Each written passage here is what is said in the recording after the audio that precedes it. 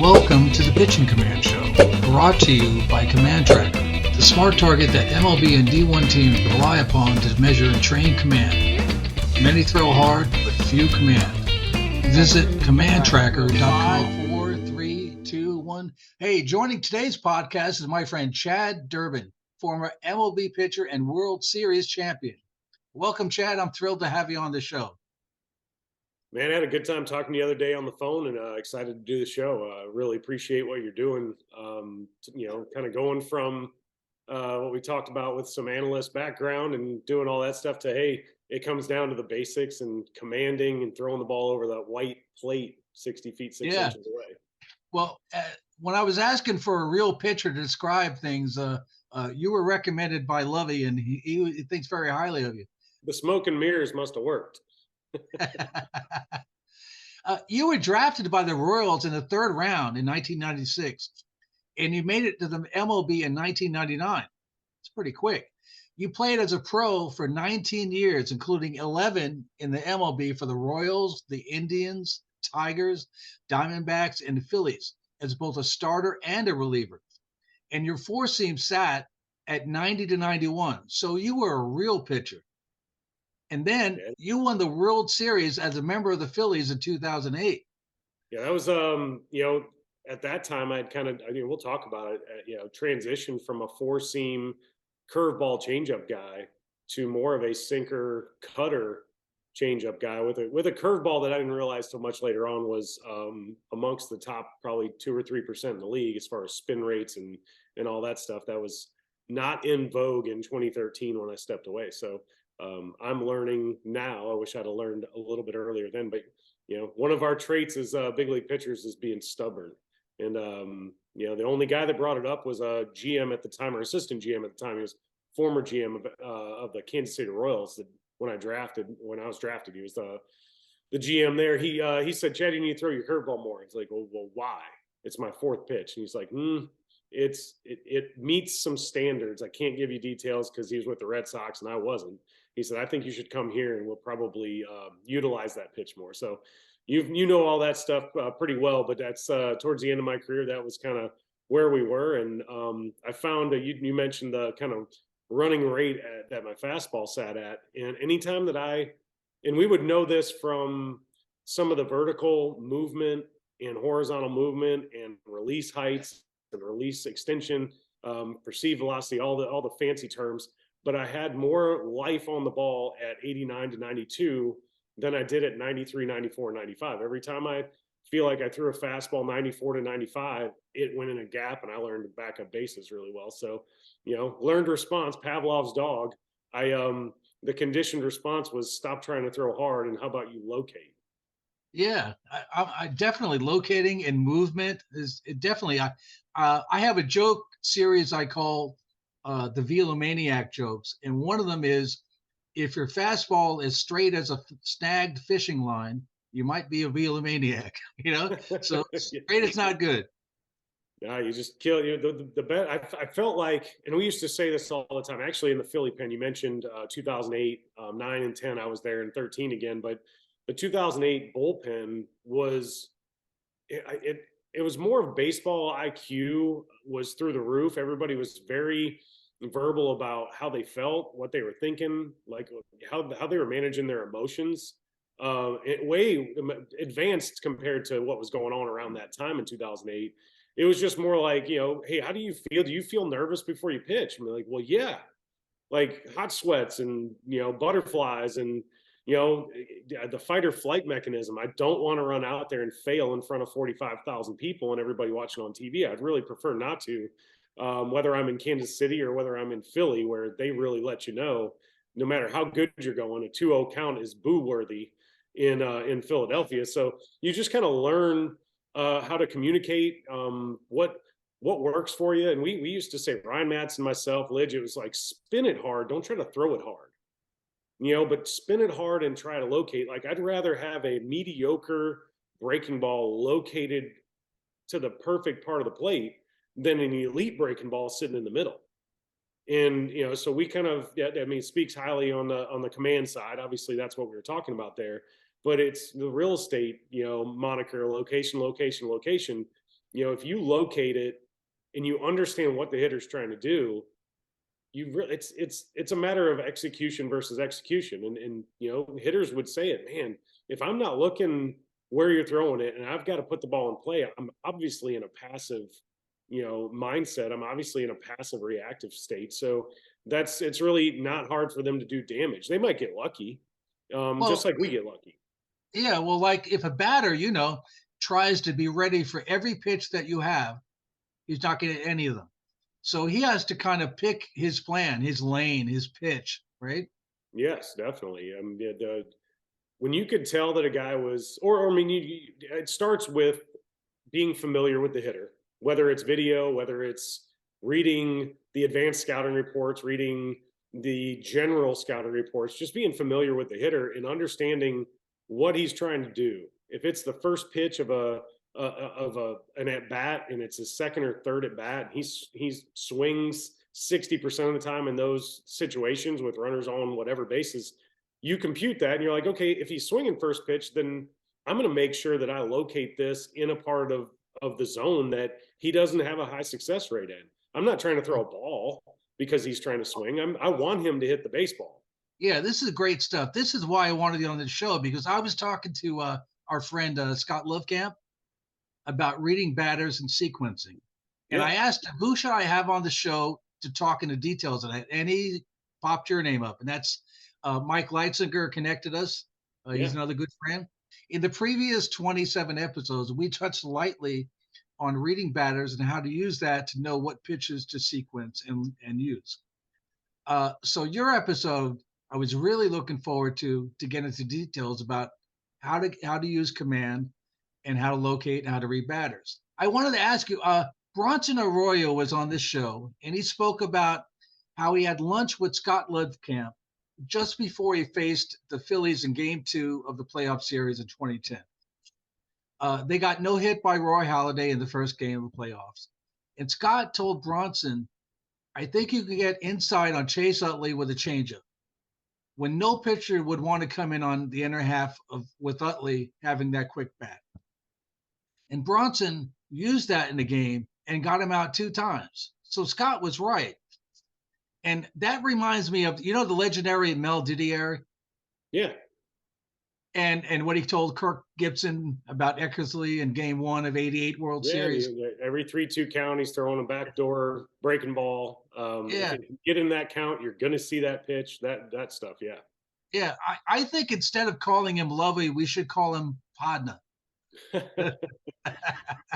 But I think those are great examples of reading batters and executing a strategy. And I wanted to know what kind of examples you've seen before we get into the further about reading batters. Have you ever seen any kind of big moments like that? Well, sometimes they turned out to not be big moments because you listened to an advanced scout or a coach that had a gut feeling, or you're around enough people that if you can take in the information that you need and kind of spit it out. Like I'll point out, and it's Pedro Martinez, one of the best to ever do it. Arguably during that stretch of time between maybe 97 and 02 to 03, best that ever did it. And when he was younger, he could get away with like whatever strategy he had the arsenal to back it up. Like, oh, I think I can beat this guy with a fastball. Well, yeah, because your fastball is elite. Even if you miss, you're going to get away with it. But as he got older, he was with us in 2009 in Philly, faced that Yankees lineup. And at the time, obviously Hideki Matsui wasn't the one that you were thinking is going to beat you to win a World Series. But in our scouting meetings, advanced scouting meetings, we kept bringing up like or I guess Rich Doobie and the advanced scouts and everybody that paperwork was coming across. Don't pitch him inside right now. And Pedro kept saying, I think I can beat him in there. And most of us, I mean, I remember arguing with him directly, like, Pedro, you're not Pedro. You're Pedro 2.0. You're like the guy that throws 88 there. You're not throwing 98 anymore.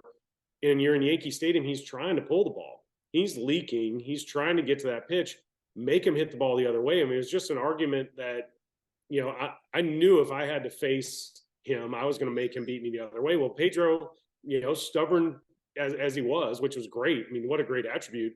He kept pitching him in, and Matsui kept hitting balls in the seats. And I think in games, what was it, 2 and 6 were his starts, if I'm right, if not 3 and 6. There was 2 and 6. He just could not beat Matsui in, and he kept trying.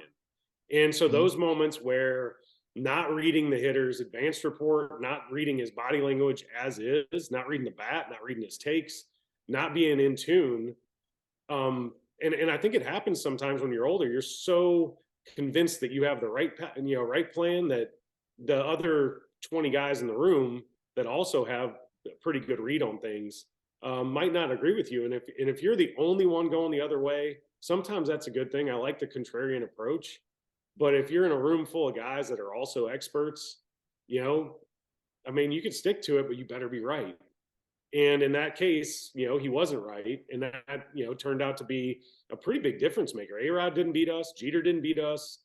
Posada didn't beat us. It turned out to be that Matsui came up in all the big situations and got big hits and was the MVP of the World Series. And I always go back to, man, if you just hit him or walked him or didn't give him a pitch to hit on that side of the plate, he doesn't hit the homers. And whether or not changeups into Chase Utley for Bronson was the right thing or not, he was convinced it was right. And in that case, it worked.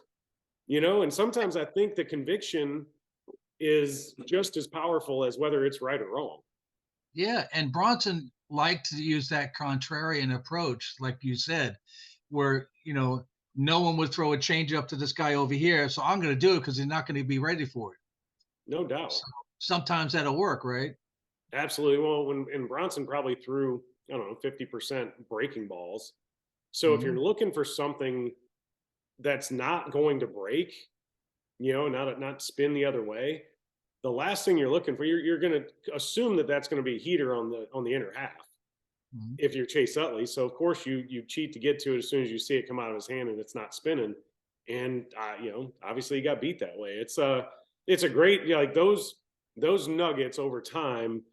For me, a personal one would be facing Manny Ramirez in 8 and 9. He was with the Dodgers, and I think he was with the Dodgers in 9. 8, I think he was with the Cubs, I believe. He's with the Dodgers. Anyway, in 09, it was really Charlie Manuel kind of giving me the playbook. Hey, we're going to play the Dodgers in late July, early August, play them again in late August, and we're probably going to play them in the NLCS. You're going to face Manny as often as humanly possible, unless I have Roy or somebody else on the mound.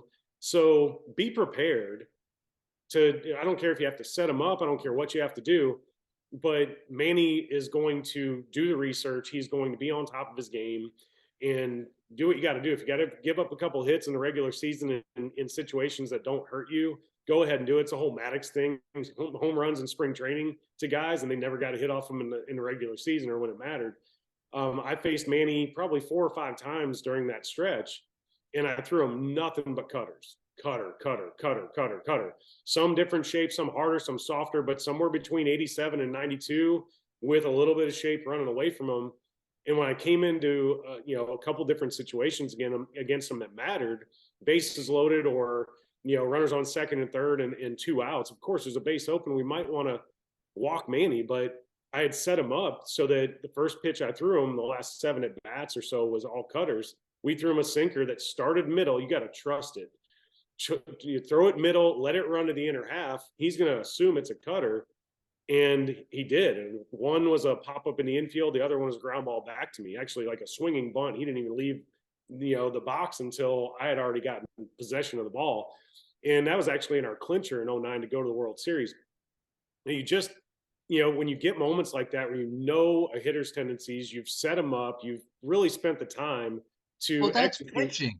And it still comes down to, did I locate the pitch where I wanted to? And ultimately, I thought it started white and ended white. And I look at it on film and it started like maybe black in and ended up 6 inches off the plate. But Manny was assuming it was going the other direction, committed to it, and it worked out. But those are little moments where, if you understand what a hitter's trying to do, and whether you're setting them up or just reading the material or reading the video or watching his last 6 or 7 at bats. That's really where having command is how you execute, but really having an understanding of the takes, reading a swing, reading, talking to other guys. They're like, hey, do you think he's getting his foot down late? Do you think this? Do you think that? And it's really just being a gatherer of information and the ability to really compute that and execute that. Well, how were you taught to read batters? Like, what are some of the basics that you would teach a young pitcher to look? Say you have a young pitcher has command, Sure. and you're going to teach him now to what to look for with batters to then make a plan from that. Yeah. So when I was 19, 20 years old, I was with a set of pitching coaches, but one specifically, Mike Mason, left-handed pitcher, pitched with the Cubs from Minnesota, great pitching coach. And he would have me try to explain, you got to read bats. So we're not talking about reading takes yet. We'll talk about that in a few minutes because this is where this advances. So a young hitter, you need to be able to tell when a guy fouls a ball off or swings and misses. Was he out in front? Was he on time? Was he behind? And what most guys think, if a guy fouls it straight back, he's right on it. Well, physics don't agree with that. You got to know when the bat was in the zone. Like if you're late and you foul it back, it's just that's the way the ball came off the bat. The angle wasn't perfect. Now, obviously, the foul ball off the opposite dugout, yeah, he's late. If he fouls it off the pull side dugout, yeah, he's early. Those are easy reads, but they're still reads. And you need to understand, if you throw a fastball in the inner half and a guy pulls it foul down the line, he knows you're not throwing him another fastball there, but it's still hard to adjust. And that's what I had to be convinced of. I was like, well, he knows he was early. He's going to adjust. He's going to be looking for off speed. And they're like, even if he is, throw it, make him prove it, but don't throw him another heater because he might not come off of it. And that's not what you want to do. So Mike Mason was adamant about, while you're in the stands doing the gun, because as a starter, you mentioned earlier, I pitched for however many, 17, 18, 19 years, parts of 14 in the big leagues. And for 9 of those years, I was a starter. And for 8 of those years, I was a reliever. So for 9 years, especially in the minor leagues, you spend the day before you pitch doing the chart in the stands. 2 days before you pitch, it was the gun in the stands. And yeah, you can get caught up in going to get, a Coke from the concession stand, some nachos, and just kind of do your chart, or you can learn. And that's what Mike Mason said. Kind of keep track of where the balls are being fouled off, what the guy's result is in that at bat, what the pitcher does to adjust, whether the catcher called a different game, or whether, what were the adjustments made. And reading the bat was easier and easier, and to the point where I didn't even have to think about reading the bat. It was such a simple concept. But when you're playing minor league ball, it's 140 plus games plus spring training. Like, the reps are there. For a high school kid, it's watch TV. I mean, I hate to say it, but watch baseball games. Get on, even if it's your dad and you're sitting with him. And my kid doesn't watch enough baseball, and he's a darn good 16-year-old player. Probably good enough to play at a Power 5 here soon. But he understands it because I taught it. But man, the reps are where I feel like it's kind of like teaching math. Baseball is math. It's applied math. It's like music because it's the ultimate multitask, but it's just math. Late, early, on time, up, down, in, out. Like, you're just kind of, preparing yourself to understand what the next pitch should be. And one of the things that I learned from the mound was where they're fouling the ball off. Because when it comes through, if this is the end of the bat and this is, getting up the label, if they're fouling it off here, on time, but they're fouling it off here, like, they're not squaring me up yet, so maybe they're pulling off. What does that tell me about reading a bat? If they're here, I would rather a guy be here because that means he's not as good of a hitter. Good hitters get jammed up the label. They stay inside of a baseball. That's a harder read. And a lot of times, those are the ones that get fouled straight back. They're on time, but it's up the label. And learning that. Let's take certain pitches one at a time. Say you're throwing a sinker, right? And you're a righty. You're throwing to a righty. If he fouls off left or right, he's late or early, right? But what other things would you tell, like if he hits it in the ground or if he fouls up, like specific ways of fouling off Well, what would that tell you? Yeah, so if the ball goes up off the bat on a sinker, he's out front. He's Mhm. trying to beat it to the spot, and the ball just didn't have time to sink, and he beat it out front. Feel like if they beat the ball straight into the ground, then they're late. The action on the ball either beat them, they're late, or the speed of the ball beat them, and they're late. So because there's two different ways to think about a ball sinking in on their hands is they're trying to beat the ball, hit the inside of the ball. You hear a lot of guys say, if you're a right-handed hitter, I want you to try to hit the inside of the ball, because if you're doing that, you're squaring up the ball. Well, if they get around it and they pull it foul, that's the easy read, like we talked about. But it's the subtle foul balls that help you learn what they're trying to do. I mean, if they're really, really letting the ball get deep, they might not be looking fastball, and they were just good enough to foul off the fastball. Mhm. And And so let's that, suppose you threw a slider, and yeah, let's consider that you can foul off to the left or the right, up and down. So if we're talking about just foul offs right now, if a guy fouls off your right-handed pitcher to a right-handed batter, he fouls off your slider the different ways. What's that mean? well, I mean, the good part about pitching is that I can add and subtract to that slider. I can throw it as a cutter, and it's going to look Yep. the same out of my hand, or I can make it big. I can throw it 84, I can throw it 91, or some range in there, and that's obviously advanced. Not the high school kid out there is not able to do it. A lot of minor leaguers or even big leaguers don't have that kind of feel. I didn't have it till I was maybe 8 to 10 years in. So think about the reps that it takes. But if a guy's if he recognizes the shape of the breaking ball, that usually was a red flag. If a guy is on time but swung over it a little bit, fouled it off, or cheated to pull, on time always was a red flag for me. If he's on time, I need to get him off time. Like it's a whole moniker of disrupt timing. And You so what have would to. you do to get him off time of your slider? Count depends on the count, depends on how we got there. The story is always told, with a hitter in every at bat. Yeah, is this the right pitch to throw in an 0-2 count? Well, what were the first two pitches? What were the first five if he fouled off three? So if I'm throwing him a slider in an 0-2 count and he fouls it off, maybe shame on me just a little bit that he had a chance to foul that off. I need it to start in the zone where he's got to honor it, and it's got to end up out of the zone in an 0-2 count, unless I have reasoning on why I want to land it in the zone. To get him off of it, I'm going to move. If I'm trying to throw to the outer third or even the black or off, and I see that he's covering that side of the plate, I'm probably throwing a fastball, either four seam or two seam, black to in and up, so that I can crisscross the movement pattern in the zone. I'm probably throwing something hard in on his hands to move his eye level, to move him off the plate, and buy myself real estate on the other side of the plate, where I don't. If I move him correctly, I don't have to land anything outside of the zone to the opposite side 1-2.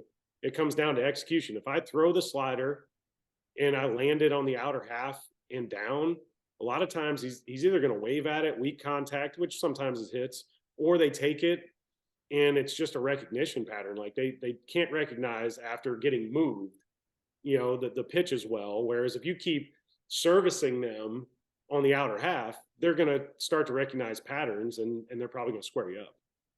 Well, that's another good thing to get into too, is how do you know, or what are the tells that you can see when a batter is hunting a certain pitch? Guys will throw like a sweeper, and they'll find that batters are hunting the sweeper, or if they're throwing a cutter, they're hunting that cutter. Well, and there might be It's reasons in advanced scouting and knowing, obviously that the plate is 17 inches. You give 2.5 inches on each side, and we're at 22 or whatever. And if you really compute, if you start to think about movement, like it's really, it's lack of a better word, it's sexy to have like that 22-inch, horizontal movement. But 22 inches there, if another pitch starts here and goes 22 the other way, we're covering like 44, which means anything that starts kind of middle third is going to end up out of the zone. So anything that starts on the thirds and starts to move back to the zone is a really hittable pitch. or it's starting on the black. And as soon as they recognize that it's coming back, it's going to end up landing in the hitting zone. So Arsenal, it depends on Arsenal. It depends on what kind of movement, you're working with. Well, what do you think? I've always thought that it's not good to have too big of break. I always thought that you want a certain amount of break, but not too big, because then you can't funnel your pitches and make them look the same. That's exactly right. And we fight that with guys because some really talented pitchers can make everything move a ton. And Yeah, but the batter's got to be able to deceive him, you know? Well, I mean, I wasn't, I was a big league pitcher, but I hit 318 one year in AAA, and it wasn't because I'm a special hitter. I just was able to, you get a lot of fastballs middle. If you can't hit a fastball middle, you got problems of your own. But the recognition of pitches, and understand how hard it was to hit in certain locations, it really made me rethink, when the ball started to move. If I saw early break, even on a breaking ball, these are AAA, these are good breaking balls, but if they broke early, you could really play the break or lay off of a pitch. But the one that was hardest, and I think technology is going to start leaning in this direction. There's really nothing out there right now that tells about the last 10 feet. But that last 10 feet is when the movement really, that's when you have your decision matrix. You've already made your decision to swing by 10 feet away. So if you have late movement, I mean, I'm talking the width of a baseball in the last, I mean, that's the width of a baseball and the width of the bat at that point are the same. Well, that's what you want, because I really am focused on getting weak contact, because I think as a starter you want to conserve your pitches, and you do that by getting weak contact early, right? Yeah, I mean, if you have the stuff to be able to get the swing and misses, God bless you, go get it. But 90% of pitchers are looking for weak contact in almost every count. And for me, it was about the sharp late movement. I would always ask catchers or my catch partner, which is something that we definitely need to talk about. We can bring it back up in a little bit. Your catch partner is really the guy that's going to give you immediate intel on how late the ball's moving. If you don't have a catch partner that's locked in with you and can't feed you, hey, you're getting a little, you're a 130 spin guy, and it looks like it's coming in like this. You're getting a little flat. You need that information so you can fix it. And I always asked, whether it was, Justin Verlander or Craig Kimmer. I had some good catch partners. Or Adam Eaton. Adam Eaton was one of my best catch partners who pitched in San Diego and Philly and all that. He would say it, hey, that's not moving until like it's hitting the thumb of my glove. Like, this is a big old glove, and it's moving so late that it's catching me in the thumb, and I'm not anticipating it. Like, usually a big movement, you just catch it and throw it back. But we would give each other feedback on that same thing. Big breaking ball that kind of just rolled in there, unless it's a plus minus that's advantageous. I want a breaking ball that looks like my fastball and then has a little late shift. And it doesn't have to be, it just needs to be late, and it needs to have a little bit of an angle, depending on what you're trying to do with it. You can flatten it out if you're trying to get a lefty out, or if it's a righty and you want to get underneath their bat plane. Is the shape of it good? I always looked at the back of the baseball, and if the ball was coming towards, if it was coming towards you, you want the spin as a hitter to, the spin axis to be down here because it's in the shadow.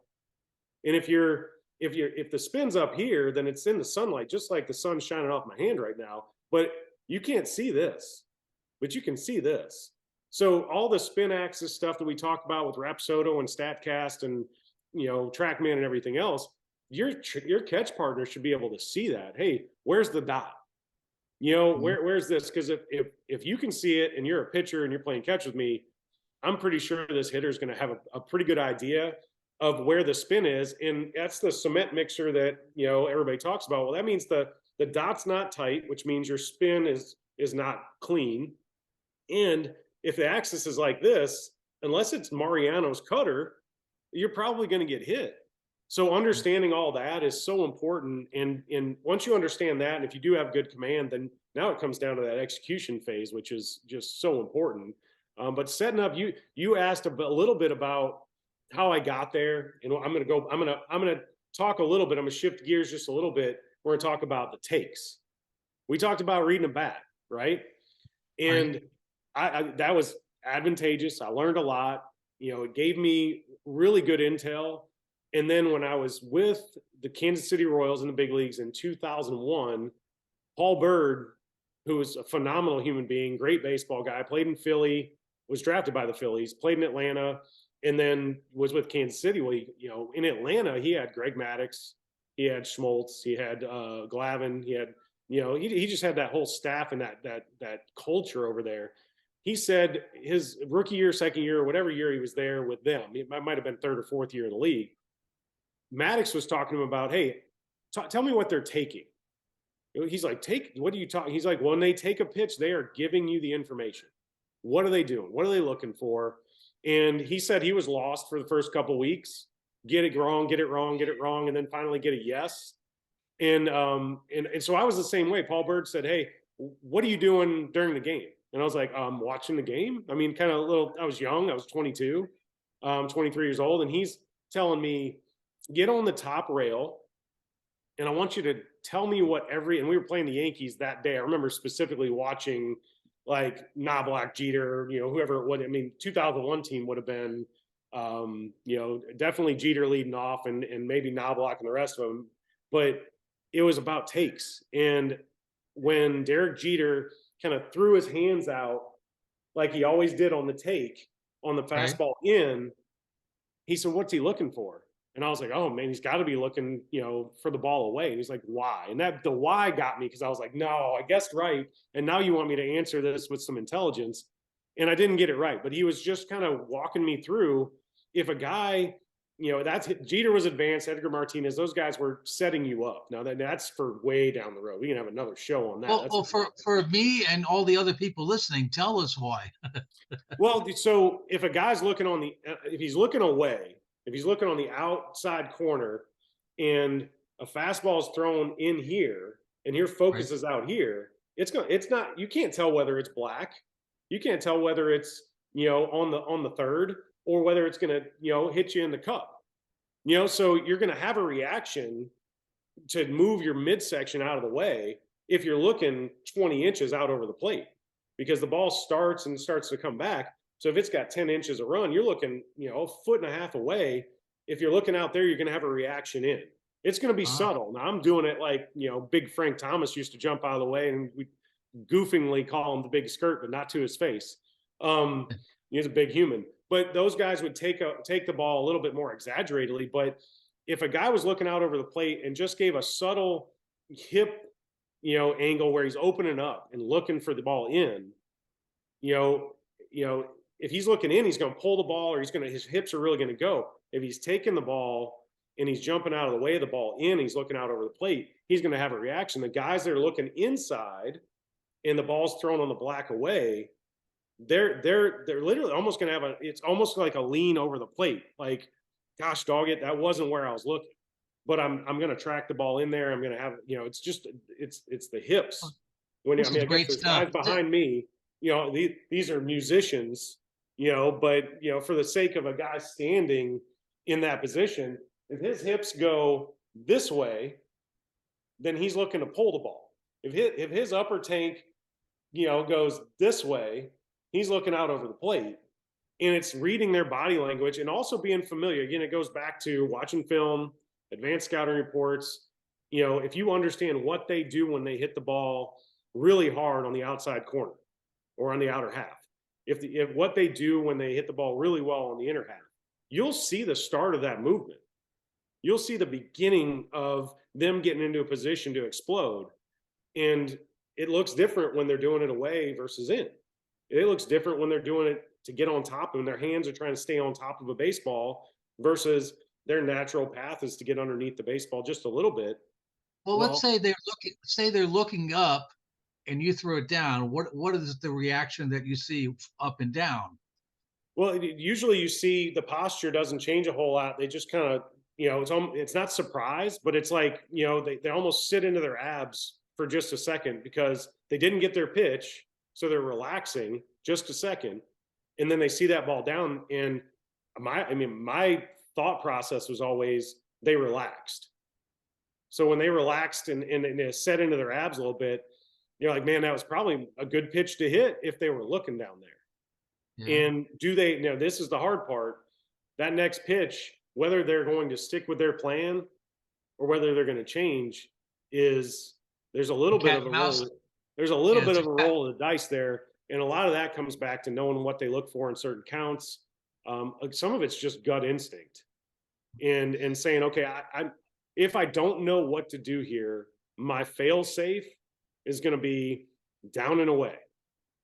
And Maddox Paul Bird said Maddox used to throw the ball down and away the first time through a lineup to kind of gauge their interest. I'm gonna throw a ball. I'm gonna try to dot it on the outside corner down and away, and I'm just gonna read their body language. And he had the advantage of like Eric Gregg back there throwing balls 10 inches off the plate, but he whether he put it on the corner or whether it was a little bit off, he got to read the human being, and Right. the human being would give him the information, and that's what Paul Bird got me to do. Now, I wasn't able to apply that other than maybe having a script or a plan on how to face certain hitters. I wasn't able to apply it till probably about midway through 2006. I was in Toledo, AAA. I threw 199 and 2/3 innings in Toledo that year. Wow. And I had started throw cutter, started throw sinker, got away from the four seam, and some of it's for the same reasons you were talking about: weak contact over trying to get swings and misses, and it was also about changing the scouting report. I was not getting called up to big leagues, but I was having a good year, and part of that was your scouting report's the same as it always has been: four seam, curveball, changeup. Big league average or lower than average type guy, you're not going to add value to the Detroit Tigers at the time, who are trying to get to the World Series, and they did, and they lost. But it was really about understanding, if I'm throwing these pitches and I get a little movement late, I'm getting soft contact. About halfway through the season, I'm throwing those pitches and I'm starting to see hitters' reactions to they were taking, and I'm like, oh God, I know what he's looking for. And it was like taking myself from the dugout to actually standing there in that 10 to 15 seconds between pitches. I was able to kind of go over the film in my own head. Like, and there were some times where I was wrong or the guy changed his mind or whatever, but I learned a lot about, if I'm throwing a ball, if I start a guy in or I start a guy away, or I try to locate up, which I never really did then, so that wouldn't be a good example. But if I throw a ball down and I see the way a guy's hands stay up on their take, he's probably not going down there.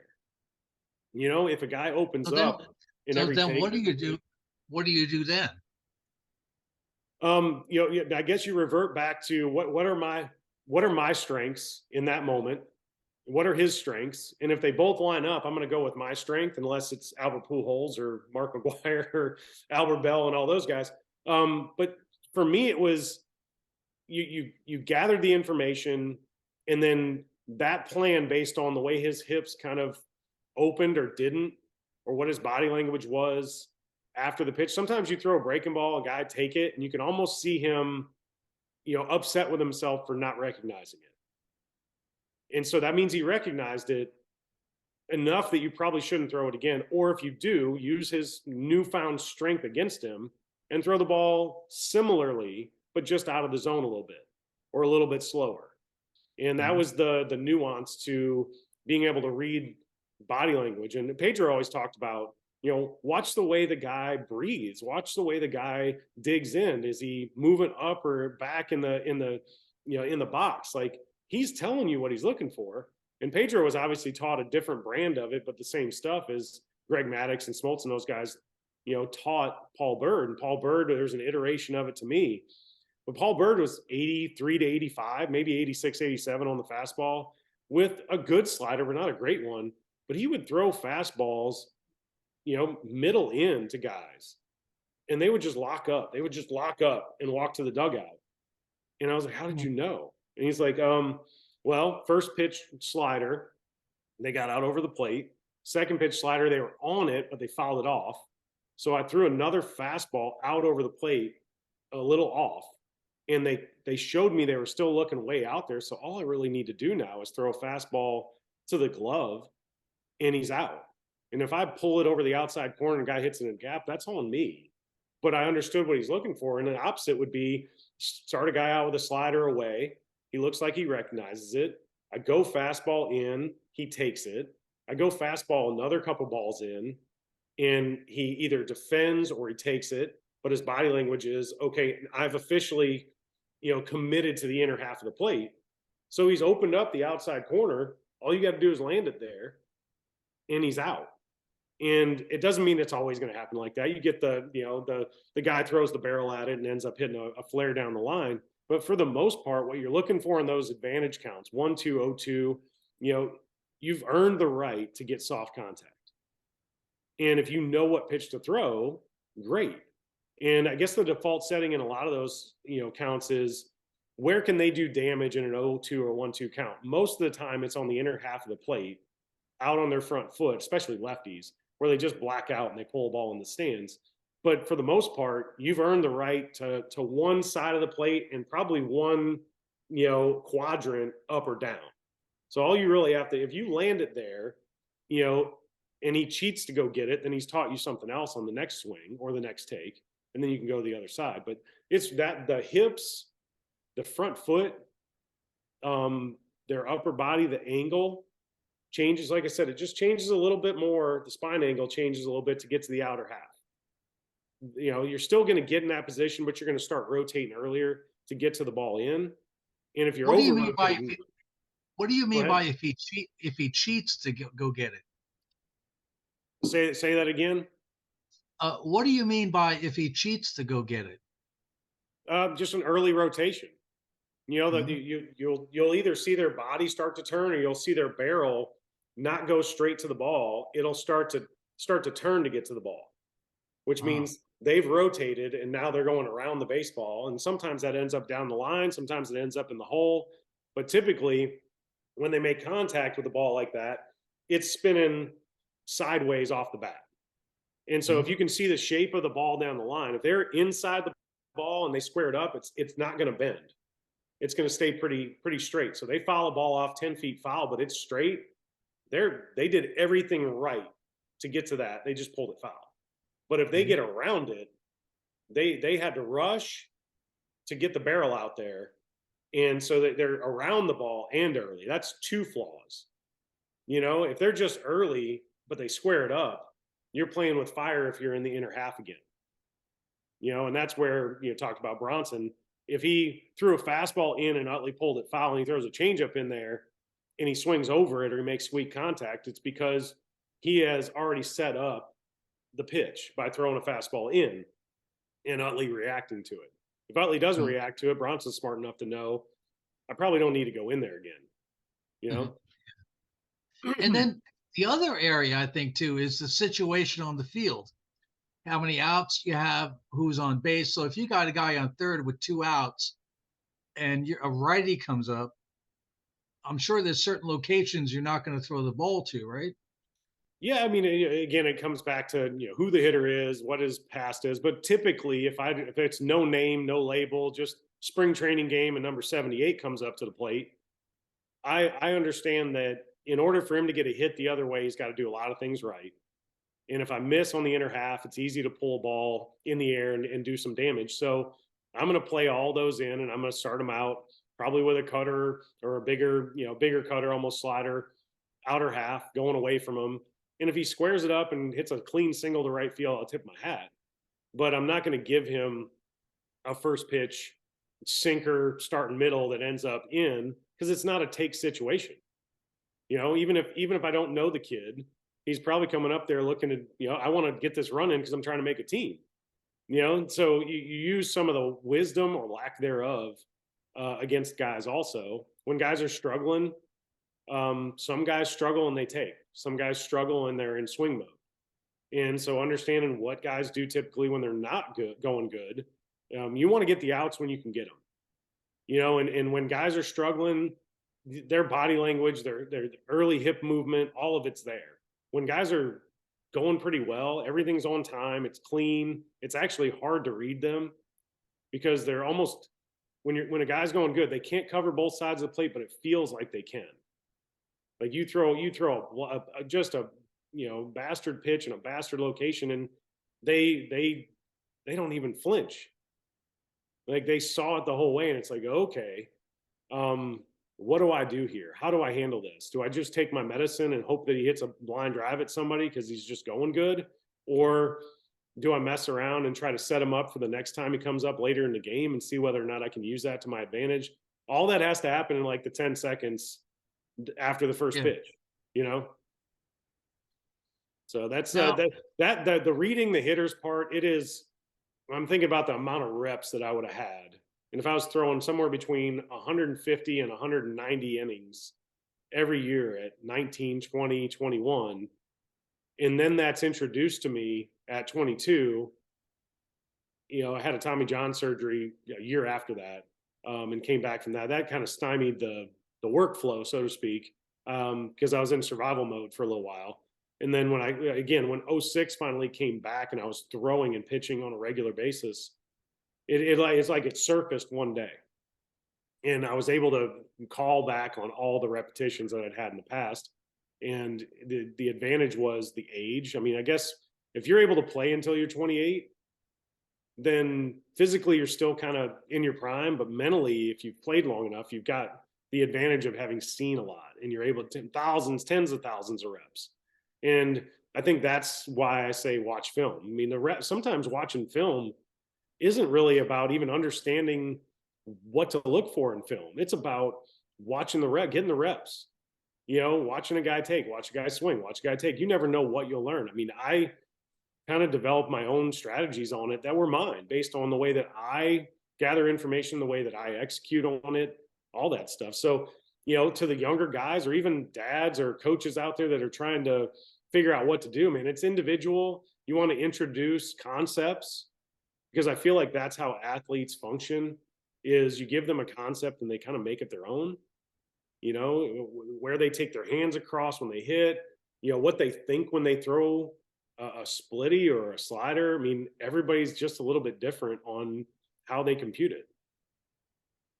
yeah, well, I think it is something that you have to look at different batters and repetition to pick up, but you still need someone like you to explain what are you looking for, and then what is your game plan after that. Like when we talked about someone who's hunting a slider, well, what does that look like? All right, the way you described is his upper body is kind of leaning over, right? And he's hunting it, right? And then to counter that, if you're coming in with a fastball, right? Or maybe there's some other combination you can use Yeah, too, right? it might be the way that they flinch on their take. Everything said, if he swings, he would have been successful right there. So the pitch I just threw is probably not, doubling up is probably not the right move. Yeah, and if they I've don't, never been for doubling up. What's that? I've never been for doubling up. Yeah, there are times for it. I've called a catcher out and said, we're going to throw as many cutters here as humanly possible, because I just don't think this guy in the attack angle, that I'm using the term now, that's what it is. But back then it was, he just cannot square up my cutter for whatever reason. It is, an Achilles heel for the way this guy's bat comes through the zone. So we're not going to play with anything else. That's a unique situation. I think doubling up, it's almost, you almost never throw the ball in the same spot when you double up. You think you do, but usually a curveball, you throw one, you throw the next one, it's either hanging a little bit or it's a little bit below the zone. Maybe it's a little better, but they're never the same. And so as long as the plan is to go, Texas two-step, slow, slow, fast, fast, fast, slow, out, out, in, out, like I keep those in mind, because whenever you're in, out doesn't mean fastball, fastball. It just means I'm gonna move the ball on the inner half of the plate to this guy. It could be a front door cutter and then drawing an X with a sinker to have established the in, and then I'm going out. Doesn't mean I'm throwing soft to go out. That's in, out, out, out, in, up, down, down, down, up. I mean, you're really just drawing X's in a three-dimensional space to attack a hitter.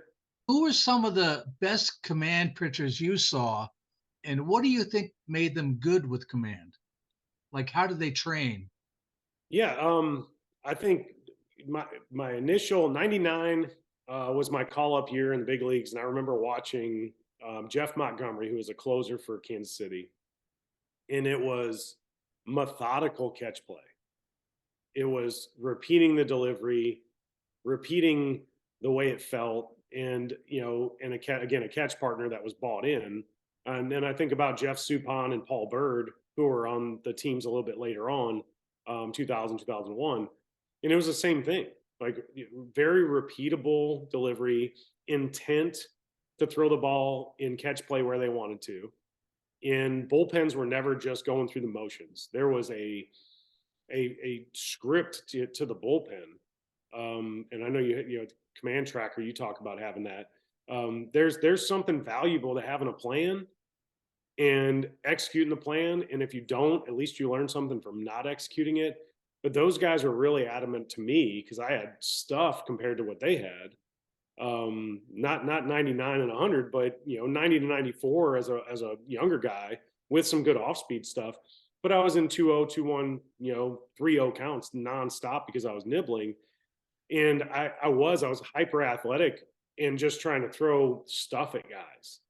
And stuff without command is just kind of, a hitter's, celebrating in the dugout. They're fighting over the bat rack to come up there because they know they're going to get into hitters' counts. And then I'm predictable. And so if I think about watching Greg Maddux, or I think about watching, film of guys like Roy Halladay, it never felt like they were ever outside of their mechanics. It was repeatable, repeatable, repeatable, repeatable. And that I'm watching Roy Halladay go about catch play, going about his lifts, going about three computers open in front of him on a flight, going over his last couple games and his mechanics and how he was attacking teams, see what he was predictable in doing. The last 10 to 15 at bats of the lineup he's going to face, and then the last one was 200 at bats rolling for each guy that he's going to face that day. That was his preparation. And then so that was like the preparation here. And then the execution of that preparation is catch play or is bullpens or, in between innings, knowing that you're going to throw a couple extra breaking balls this inning that you haven't thrown. Hey, we're second time through or third time through the lineup. We haven't really introduced the breaking the curveball. So we're going to throw a couple more in the fifth and sixth inning in warmups. I mean, it makes sense when we say it right here, but most guys are going to do the same thing they've always done in their warmup, all the way through. Now, there's value in that. We just said repeatable, repeatable, repeatable, but with some common sense weaved in. If I'm going to attack this lineup with, I've got 3 righties coming up, and I'm probably going to throw a ton of cutters, then I'm probably going to throw a hair more in so I can command it prior to the catcher throwing down and me starting the inning. And that's just, feel. My son, 15 last year, one of his good friends is going to be a really good pitcher. He's not raw. He just hasn't pitched at that higher level yet. And he was getting behind one of the best teams in the country nonstop. And he got away with it first time through. And I heard my son grab him and be like, hey, in between innings, when you're warming up, let's find out which breaking ball. He's got a curveball and a slider. Let's find out which breaking ball you can land early in the count. Because right now you're running to it late, but you're just jerking it out of the zone or it's spinning. It's like, what's the plan to make sure that you have maybe better command of that? And I remember like thinking that's okay. I mean, he's listening, but it was him as like the shortstop or middle infielder coming up and being like, hey, we gotta control the situation. He's not saying it like that. He's just saying, hey, let's try to get ahead in counts. Let's try to, get the ball on the ground. Let's look for weak contact. But, that's 15 and 16-year-old kids trying to figure it out. And, there at least was a little bit of a plan there. And I appreciated that. And both guys were open to it. Sometimes guys will fight you on, what do you know? You're just the same as me. That's where a coach comes in and is able to say stuff. But yeah, the guys that I think about in that era that had command, Pedro was another one that he had command, but if I think about his delivery, it was similar, but he had times where he spun off a ton that, he went ahead and tried to get 98, 99 because he could. but he was a command guy, but he had 3 elite, eights on the 80 scale. He was a guy that had stuff and command.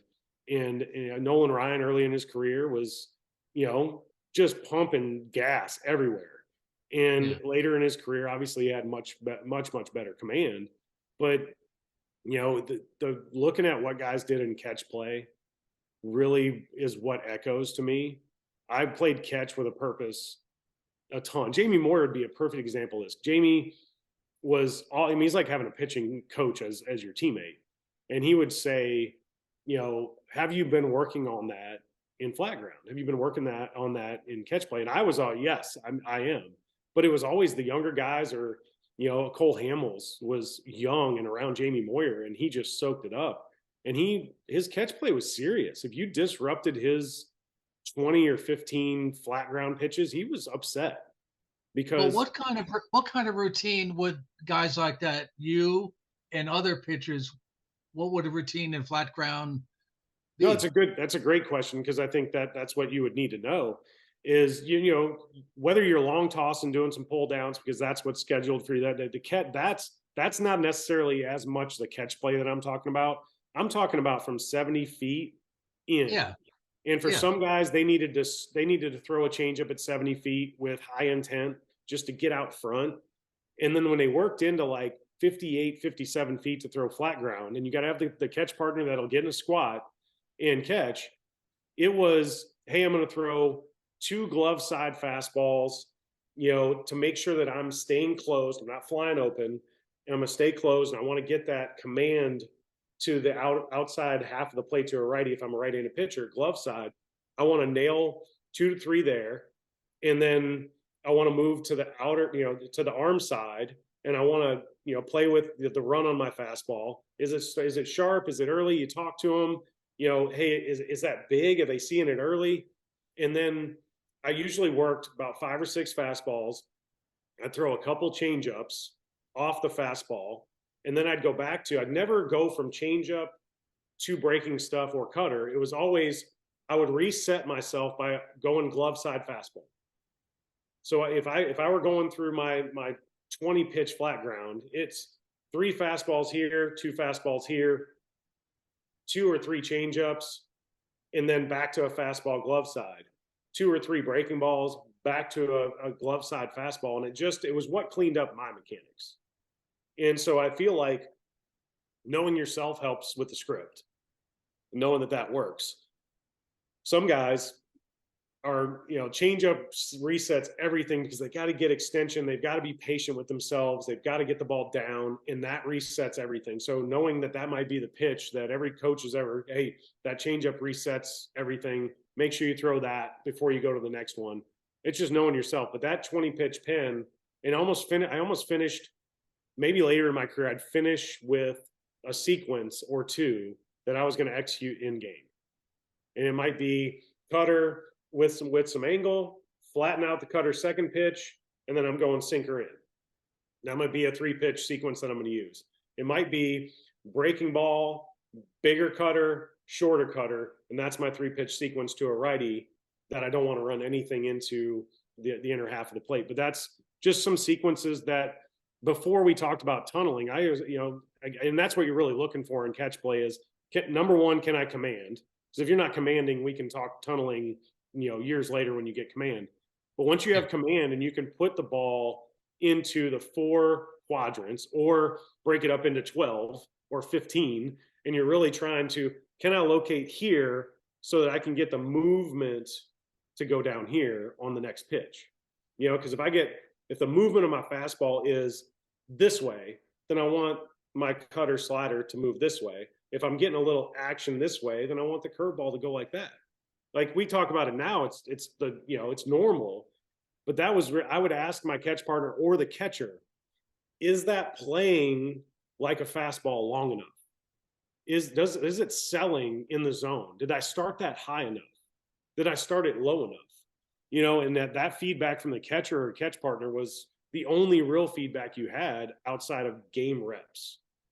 Now they record every pen in the big leagues. They record everything, and good for them for doing it. But I think there's some paralysis by analysis. Oh, Being able to adjust in between pitches allowed me, with the feedback from my catch partner, is, hey, was that ball up enough that my curveball didn't go above or below it on the next pitch? Tunnel. well, yeah, that's when they look at a track man or something like that before a game in a bullpen. They're just looking at the numbers. Yeah. And my son had talked about that. Had uh, one year in the beginning of the year, he was looking just at numbers, getting the bigger break, and just looking at the machine. Going to a game, was having bad results for the first month. Then he stopped trying to do that. He said, all right, in practice, I'm working on my movement.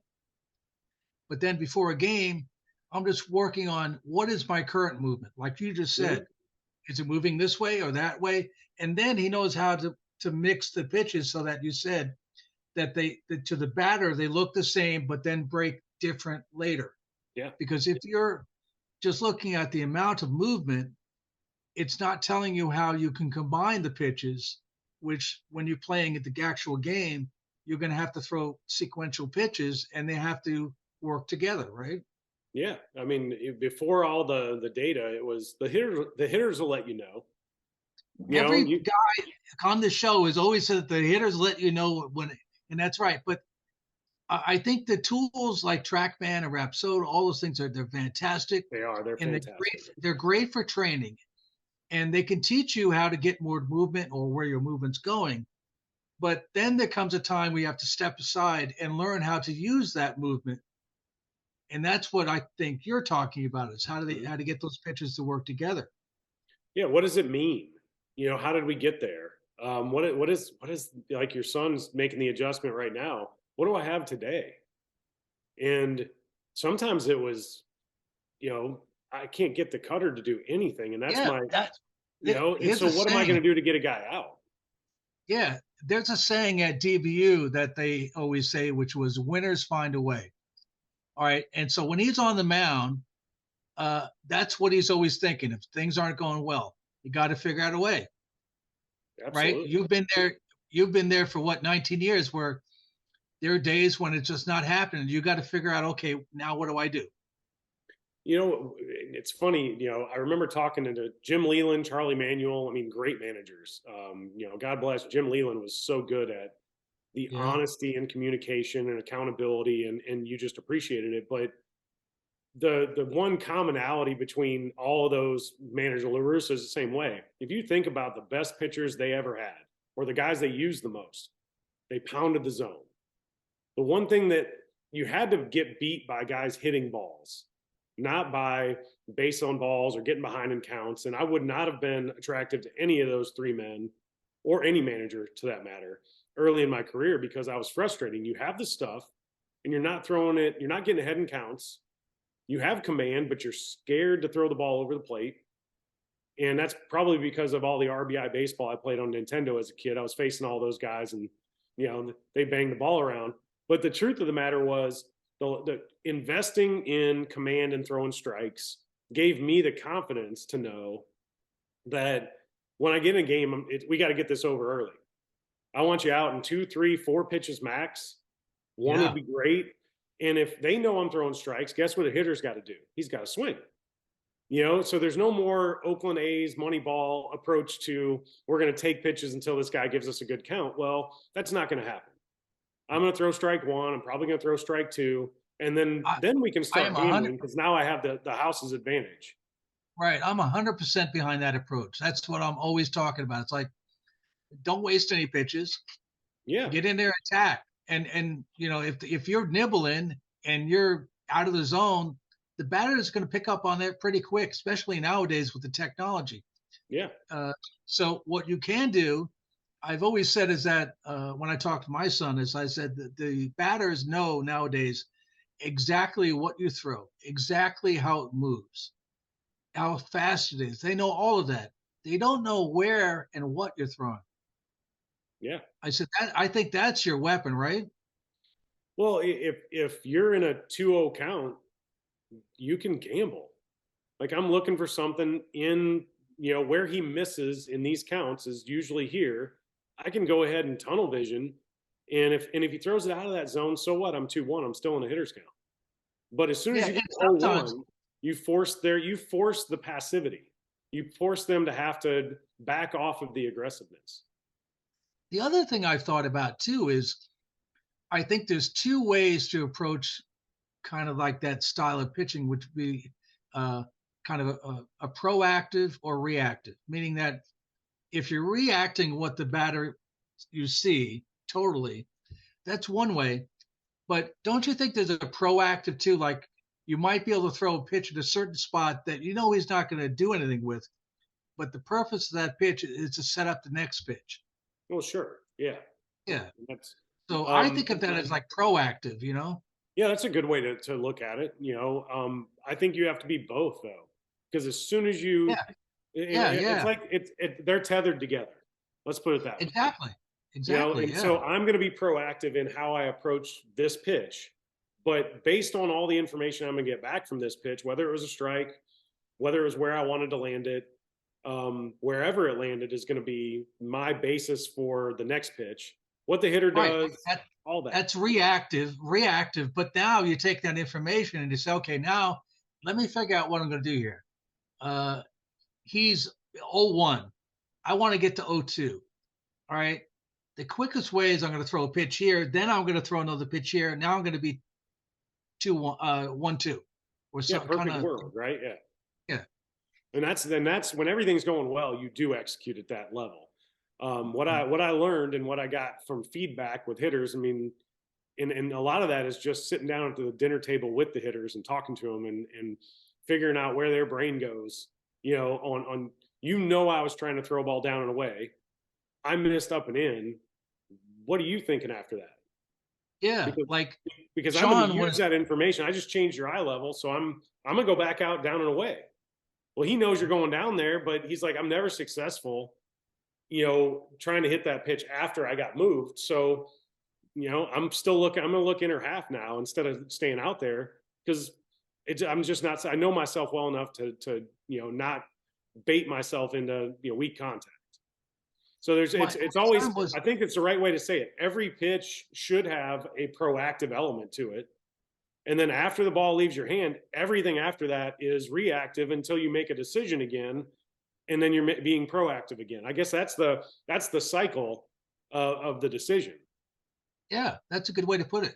Yeah. My son was talking about a schoolmate that he faced in AAA. He was for the Phillies. I think he had the most home runs for the Phillies in the AAA that year. And after the game, he got him out. I think 3 or 4 times, and then one time he hit a home run off him.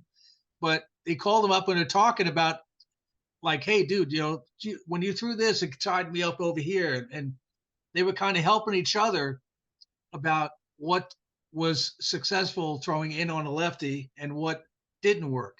Have you Absolutely. had cases like that, like guys where you talked like you were friends with? Yeah, I mean, most of the guys would give up information, immediately because they love talking hitting. I'll spin it even this way. Jeff Rebele was a veteran with Kansas. He's with Kansas City, but he's been played for years, and he's an LSU guy. I'm from Baton Rouge, so he gravitated to me a little bit. But he would say, "This is the big leagues. There are guys' jobs that they get paid to look at spray charts and then put our defense where they're supposed to go." So when we're throwing when you're told, your catcher says, "Hey, we're throwing this pitch in this location right now because of everything that's happening behind you." The entire defense is geared to the pull side. So if we throw a ball down and away and a guy hits it into the hole at second base and your second baseman's playing behind the bag, yeah, you executed a good pitch, but you didn't set, like, if he barrels a ball into the hole on the pull side, he's out. So he would just say, check your defense. They'll tell you, number one, what the hitter is looking to try to do, the majority of counts, and where you can miss. If you're not sharp that day, where do you want to miss? Like, where's the damage going to happen? And that was a learning process for me, is like, oh, wait, they're all thinking. I mean, you don't think that way. You're in such a bubble of your own that you don't really tap into the why until you've gotten a little more confident and a little bolder and you've asked enough questions and you've talked to hitters. And sometimes the hitters would like completely shift gears like that. Well, do you ever look at the defense? Do you ever look at this? I mean, in the air, yeah, they're going to be to the backside, but on the ground, they're pull side. Well, that goes back to what I was asking before about uh, pitching to the situation on the field. Mm-hmm. It's like where the batters are, some of the runners are, where your infielders are. That's important too. And what's the batter going to try to do? And based upon what he's trying to do, you're going to feed him pitches that are not going to allow him to do that, right? Yeah, I mean, funny enough, when the wind's blowing in at Wrigley, hit it as far as you can. They're not going to hit homers that day, but when it's blowing out, you better get the ball down.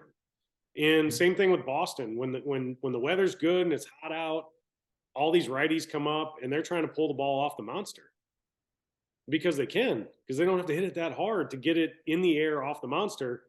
Yankee Stadium, especially now, that left, right field corner, but pull side to a lefty. So many hitters from Matsui we talked about earlier, but Granderson, Tito, like all those guys were trying to pull the ball down that side because it's a short porch. And so it's the reason why when you think about Yankees success, left-handed pitchers pop up in your head a lot because we're trying to Andy Pettit, all those guys. They're just trying to avoid where the damage is going. That's why a really good right-handed pitcher in Boston is going to throw half of his starts at home in a perfect world. Yeah, it plays really well into the success of the ballpark.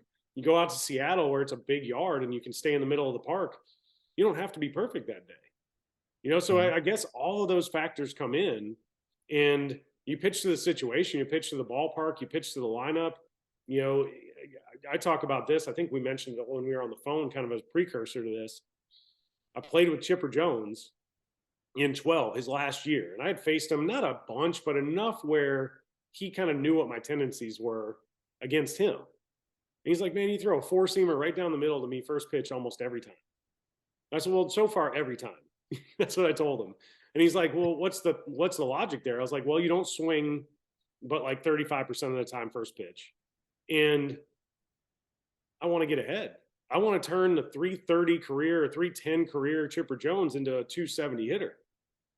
If you'll take another one and I get a call and you're 0-2, well, yeah, now Chipper's hitting 255. Mm-hmm. So that was me pitching to the situation. I'm like, if I go 1-0, 2-0, 3-1, the 311 career hitter or whatever Chipper is now a 440 hitter.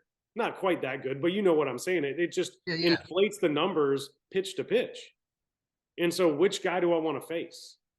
Do I want to face the Chipper Jones who's in a 2-0 count? Or do I want to face the 0-2 or 1-1 Chipper? I'm going to face the guy where I have some every advantage is in his favor. He's a Hall of Famer. So if I'm out there facing him, how do I get advantages against him, Albert Pujols, Shohei, Mike Trout, those guys? Well, certainly not getting behind in counts. So if you can kind of invest in that thought process as a player, as a coach, as a catcher, like don't set up on the edge. Like force the guy to get the ball over the zone. Well, that's a formula for anybody, I think. Get ahead in the count. Don't walk guys. You'll be successful. I mean, because batters, even the best ones, are not hitting, everything out of the park. Yeah, you can't defend a walk. We free 90s are, everybody on the field, including you as the pitcher, on the defense, like your manager, your pitching coach, everybody in the dugout, your infielders, your outfielders, your catcher, the energy just gets zapped because you just allowed the offense to advance and there was nothing we could do about it. And I really feel like that, you gain confidence with your players, especially up the middle of the field when you pound the zone. And so, I don't know, when I played infield and guys threw a ton of balls, I wasn't as I put out the same effort, but you don't have the same bounce to your step. You can't stay hard focused that long. So if you're throwing 25, 30 pitches an inning, I think you and I mentioned that too in our last call. All of this talk about arm injuries and all that stuff. And I really think, if you're throwing 25, 30 pitches an inning, you're taxing your body at a really high rate. Yeah. You're going to give up cheap hits because your defense isn't as locked in as they are. When you throw 12 to 15 pitch innings, I mean, the action's happening. Like, Yeah. hey, this guy's going to throw strikes. He might give up some lasers, but you got to be on your toes. And so I just feel like that energy for a pitcher, if you get hit, you're going to get hit sometimes. You're going to have some games where you go 5, you give up 6. It's a 6-5 game when you leave it, and you just didn't have it that day, but you didn't walk anybody. They got 9 hits. You forced it all to happen. That's respectable in a clubhouse. Your manager's like, you know what? He didn't have it today, but he didn't shy away from throwing the ball over the plate. Yeah, make him earn it, right? Yes, indeed. There's a thing I always tell my son: no free passes. Yeah. We always joke from that Monty Python from the Holy Grail, with the knight is by the little bridge. It says none shall pass. So it's what it needs to be, right? But it's really important, because even if you hit up a bomb, like you said, if you've got nobody on base, all right, it's 1. It's bad, but it's only 1. It's not even that bad. It's, you proved that that's what you're going to have to do to beat me today. Yeah. And they all know how tough it is to hit. Hitting's tough. Yeah, you can make a great pitch and, they still hit it out of the park. It happens, Yeah. Yeah, definitely. One thing we talked about flat ground and bullpens and stuff like that. One thing that I think a lot of, I think a lot of kids do it, but maybe it needs to be focused on is, finishing your last couple pitches out of the stretch in between innings, focusing on the stretch in your bullpens at least half of the time, because the majority of the time you're going to pitch is going to be with a runner on. One of the statistics that I look at first and foremost is WHIP, walks plus hits divided by innings pitched. And in high school, if you want to be successful, it needs to be a sub 1. I really feel like that's where you need to be. At the college level, it's probably a 1-2, 1-3, 1-3-5 to 1-4 at the big league level. That's how many runners you're averaging per inning. So if you're averaging 1-8 to 2, that means 2 guys are getting on base every single inning, and that's just a threshold that you just can't hold. You're going to give at some point. And they asked my son's high school team, pretty good team. They had to write some of their starters. We had to write goals on the whiteboard, and some of them were like 30 wins. Okay, a team batting average of 350 or so, whatever it is. That's really high, but I'm just throwing. His was a sub 1 WHIP for the entire pitching staff. Yeah, that's awesome. And he probably educated some kids that are like, "What's WHIP?" And then it's just, hey, if we give up, the fewer runners we give up, the fewer damage innings that we can give up, and probably the more games we're going to win. And he's a shortstop and a pitcher, and the rest of most high school kids are playing 2 ways. If you understand that, and that's your goal, if you fall short and you're a 1-1-5 as a team, I bet your record wins 30 games. I think all of the other things kind of fall in place, because if you're having quick innings, your team's going to hit better. Yeah. Because you're going to stress out the other pitcher, because he's going to get back out there sooner than he has time to respond and recover. And I just think that there's so much value in having certain goals in mind going into a year, and they don't need to be, I want to throw 90. Every kid wants to throw 90 in high school. And you look, not every kid is. The average high school fastball, I think, is like 82, 83.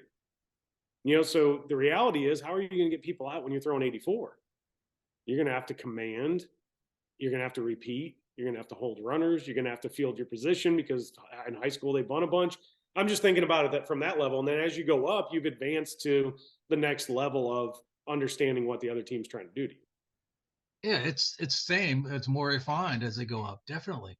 When we go back to some of the great managers you've had too, I was talking in an episode before about like when Bochy and Baker had won a World Series recently. They had teams that I said had the right ingredients but not the right mixture. until they came in, and they had set the culture. And I think culture is very important. Character and culture is really important for a team.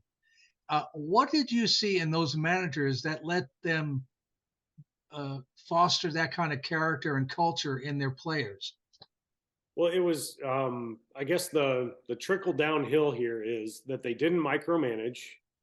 Um, when their coaching staff was extremely valuable and allowed to coach the ways that they wanted to. Infield coach, catching instruction, whatever it is.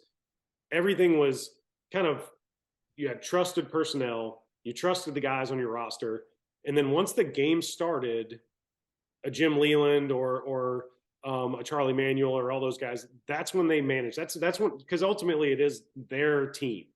The decisions are going to come down on them. But they didn't micromanage until it was time to micromanage. And that's a culture of trust that, if I'm a manager and I walk by a guy doing, in the cages, hitting with a guy, and I guess I demean the hitting coach by taking over that moment, then the culture gets fractured just a little bit. Versus, we've talked about this behind the scenes. This is our combined strategy, and you're executing it perfectly. Outstanding. Now, if I want a guy to lay down a bunt or hit backside in a big situation, that's different. But those guys trusted their personnel and had confidence in their players. They were honest. The honesty hurts. I will say that. I think Jim Leland was on. Yeah, he's a Hall of Fame inductee now. He was on with MLB Network the other day with D-Row and those guys, and DeRosa had already talked to him prior to going to USA manager, for Team USA in the Classic. And one of the things that that D-Row was kind of wondering about, that Leland kind of touched on, was the honesty. If you're honest with players, you might lose them for 24 hours, but you won't lose them forever. But if you're dishonest, they'll never trust you again. And I remember Leland talking to me. I think I was 4 starts into the 2007 season, and I had been okay, but not good enough. And we were facing the White Sox next time out. I was going to start. And he said, listen, this team made it to the World Series last year, and upstairs is going to get antsy really quick if we don't win games. So whether it's this start or the next one, this is big for you. You're going to have to go out there. You're going to have to execute at a high level. And I just wanted to let you know, like, I believe in you. You pitched your nuts off last year, all that stuff. He's like, but this is an execution level that maybe you've never been familiar with before, haven't been in Kansas City and Cleveland before this stop. This is a World Series caliber roster. We're expected to win. I'm expecting you to come in here and win baseball games. And if you can't do it, we will find somebody else that can. And he was on his fungo in the outfield. I was like 10 feet from Gary Sheffield, who had him before. And when Leland walked off, Sheff was like, there it is. He will tell you how it is. And I can't tell you how much I trusted him after that, because he was so matter of fact. There was no, Chad, I think you're great. I think you're awesome. You're going to do great. You'll be here for the whole year. There was none of that. You're gone if you don't execute. It's not, I'm not going to clean this up for you. And I went out, I think I threw 7 innings, punched out 9. He had a great game, and he was genuinely happy. He was like, you responded.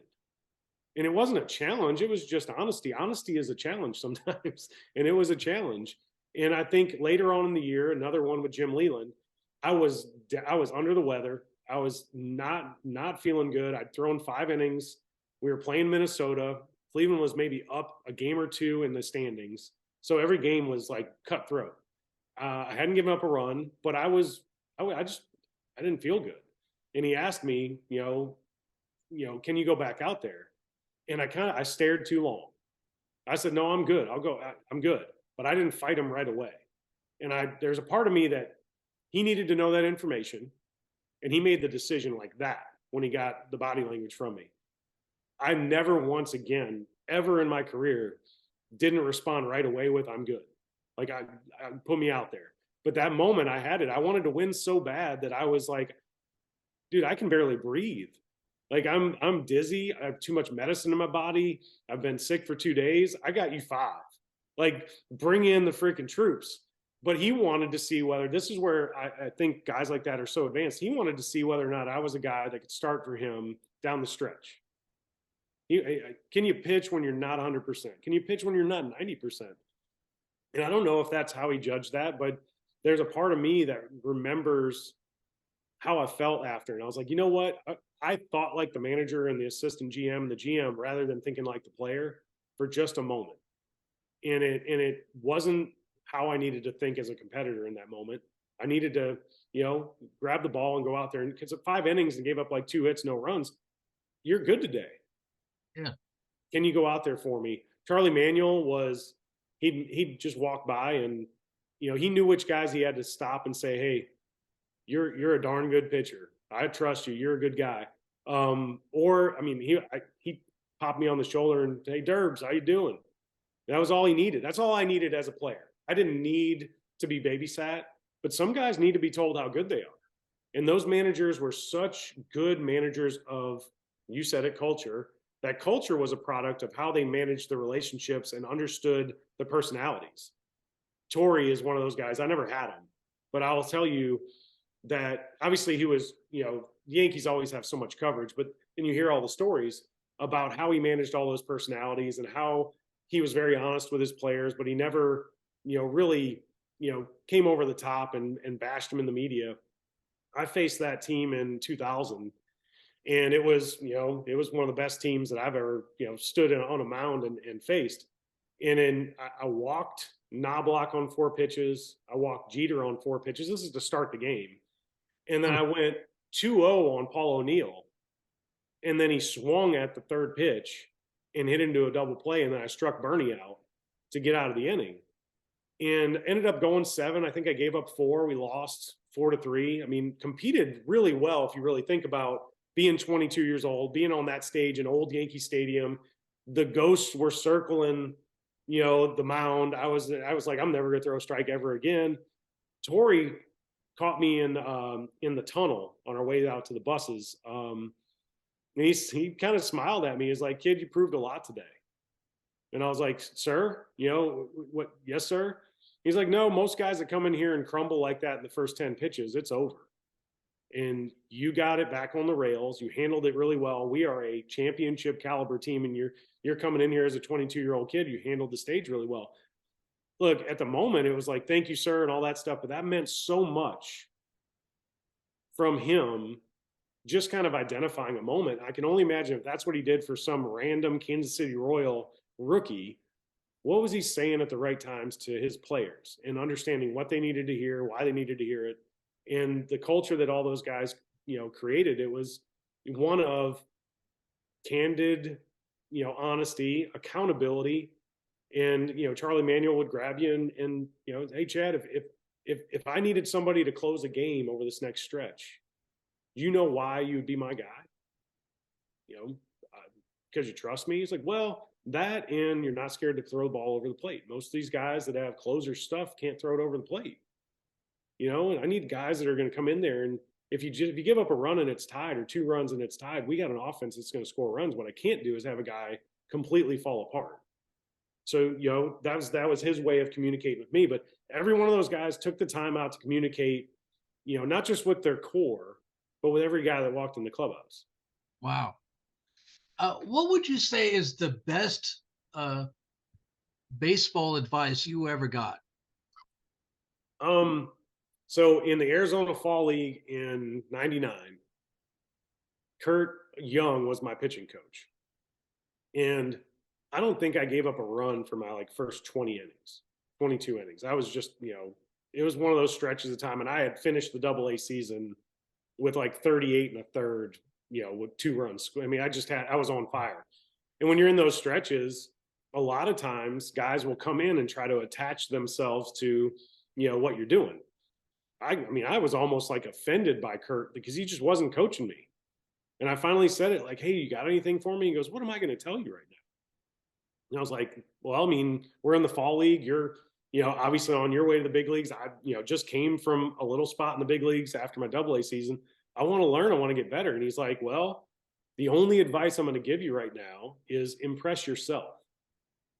Impress yourself. And I was like, I almost took it wrong at first. Is he saying I'm being cocky?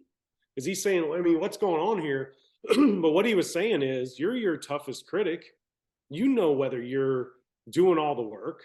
You know whether you're executing or not. You know whether or not you're being a great teammate.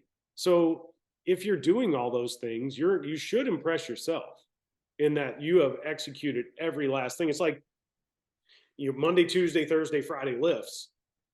Most guys Monday, Tuesday they lift, they knock it out in the off season.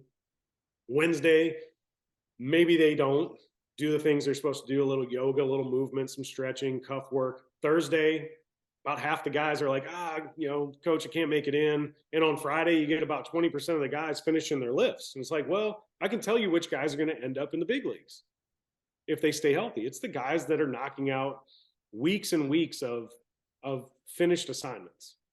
And that to me was like the impress yourself mantra really helped me remember how it felt to have executed everything I was supposed to. And the product of that was some success, but if I failed, I knew I did everything I could to be successful. Mm-hmm. And that was really like what I took away from that. And I think I've used that in my own head because whether all of us know whether or not we've done everything we should that day. And then there's 3 or 4 things on the list that I didn't do. So I'm not impressed. Like I just kind of shrugged my shoulders. I should have done more today. Like that was great advice in a moment where I'm sure he was like, "The heck do you say to this kid?" I led the Arizona Fall League in ERA that year. And he's like, "What are you going to say to him?" I don't want to screw him up either. By giving him advice that might not be right. I've seen some great coaches who are just very reticent to say anything. Yeah. They're very careful about what they say. I think bad coaches are just constantly back. It's like you have to be very careful with choose your words, when to say them, and also like you said earlier, how you say things to certain people, they take it one way, this guy takes it another way. So you have to know how to talk to each of your players to get the message across that you want to get across, right? Definitely. There's knowing those personalities goes back to what Jim Leland, Charlie Manuel, La Russa, every guy that we've talked about so far. And what they knew is how to handle the individual inside of the team concept. And I know from working with a ton, we got a couple guys that'll be first rounders that we work with. We get a couple guys that are really high end high school guys and some pro guys that come in, worked, not worked with, but have had consistent relationships with guys like Aaron Nola and Kevin Gossman, guys like that. And knowing each one of their personalities it's common sense when you really think about it, but you can get bundled into this is just the way that I do things. And some of those guys, it's almost like a smile after a really crappy bullpen. Instead of wearing them out, like you didn't put in the work, why you weren't good today, your focus is elsewhere, all that stuff. You just kind of look at them and smile and be like, that one sucked, huh? And they're like, yeah, I just had a bad day. It's like, so what? Make sure you knock out all the stuff you need to knock out. And next time you're on the bump, I bet it's pretty good. Instead of creating more of a problem out of something that's really not a problem. Well, here's an interesting thing. Before my son's no-hitter in AAA, he said he threw the worst bullpen he's ever thrown. That happens. Locks you in. Right. Yeah, and I was thinking, well, I was thinking that you have that fight or flight thing. So like I think if you had a bullpen where it went really bad, now you go in the game, you're hyper focused. Oh, I got to make my pitches. I got, like if you're that kind of competitor, right? You're going to be hyper focused, and that's what made him pitch really well. And if you're at a great bullpen, I think you might have a tendency to say, "Oh, I got this," and kind of phone it in. That's my thought. What do you think about good or bad bullpens before a game, like a warm-up bullpen? I mean, in the minor leagues, every setting is different. In college, every setting is different. And, sometimes I'll be honest, like sometimes the plate is offline with the mound in the minor leagues or in some college settings, especially on the visiting side. And so it's like, you were off, but, so what? You got your work in, you threw the 24 to 30 pitches that you might need as a starter pregame. As a reliever, that was one of the advantages to being a reliever is like, I'd throw 3 or 4 to get kind of going. And then really locate a couple pitches to make sure I knew my body was close to ready because I'd warmed up, thrown with an outfielder or whatever, and I knew I had 7 or 8 more when I got into the game. So I wasn't as much of a, I guess I didn't use it as a crutch. When I was a starter, it was a crutch there. I needed to get everything done. I wanted to execute all my pitches, nickname one more in the minor leagues when I was young because I just wanted to throw one more pitch, one more pitch, one more pitch. It was like, no, like you're done. Like that's the end of your bullpen. It was crappy. So what? But I just wanted to locate that last one. And I think having the mentality of it's separating church and state. One is practice and one is game. You're warming up for the game, but you're warming up for the game. And I really feel like that, very similar to anything else. It's like your routine and your process can't be the full 30 minutes of warm up or 30 or 2 hours, whatever it is that is your routine. It needs to be in almost like 10 3-minute increments. And it's like, this is what I do in step 1. This is what I do in step 2, step 3, step 4. That way, when you get thrown off kilter, they're like, oh, the game's starting at 7:01, not 7:07 tonight because of this, that, and the other. It's like, oh, crap, I'm not going to get my pen in. Or I'm not going to finish my pen. Instead of that, it's like, well, what do I need to be ready? And, when I have a bad pen, we called it white line syndrome. And it worked both ways. If you're lights out, you're going to suck out there. If you're terrible, you're going to be good out there. It's like, Mike Mason, who I talked about earlier, is our pitching coach. Remember him? I mean, I think I threw even backdoor changeups were landing exactly where I wanted to. We were in Midland, Texas, or somewhere where the wind blows like this, not like this, blows straight up and out. And he's like, you need to go ahead and throw a ball like into the river over there. I'm like, why? He goes, just telling you, like you're too good at down here. And he said he was thinking, like, do I say something? Do I not say something? Like, you've kind of taken this. This was right before I started to throw really well at the end of the year. And it was just funny. I threw a ball into the oblivion. And the next couple pitches were off. And he was like, all right, you're ready. Let's go. And it was like, wait, no, I'm not ready now. Panic was setting in. I'm like, no, I have no feel. But it was one of those mental things where it was like, let's get out of here and let's go do it. In fact, who I faced that game was a recently drafted Barry Zito. He was on the other side, and our guys were complaining about the high strike getting called on the curveball and all that stuff. It's just, it all just telling you that little bitty story made me think about everything that kind of played out that day. I think we both gave up like 4 runs. They were solo homers, and a week later he was in the big leagues, I think. So, or Hudson. I think Hudson and Zito were both on that team for a minute, and then they were both gone, and much better than everybody else. But yeah, I think everybody's different. I didn't care. I mean, if I didn't throw a strike in the pen as an older player, it's going to be fine. Curveballs hanging, sliders backing up, the cutters spike, the sinkers straight, the 4 seams. So to you, they were separate things, didn't relate at all. It was, it was like doing sprint work before the race. Once that gun goes off, it's a completely different thing. I'll tell you, this is probably good for some guys to hear.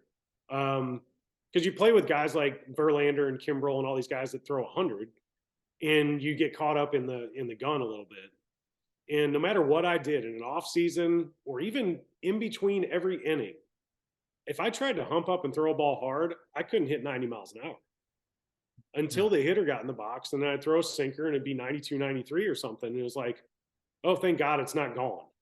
Like, but you have that moment where you're like, I just humped up and hit 87. Like, my career is definitely over after this game.